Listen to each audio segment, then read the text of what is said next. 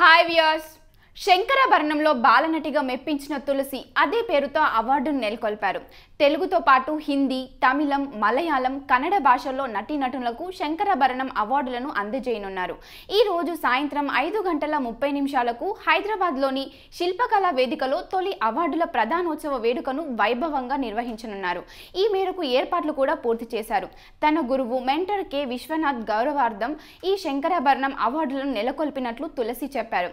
అయితే ఈ శంకరాభరణం తొలి అవార్డుల వేడుకలో తెలుగు నుంచి ఉత్తమ నటుడిగా యంగ్ టైగర్ ఎన్టీఆర్ అవార్డును అందుకోనున్నాడు.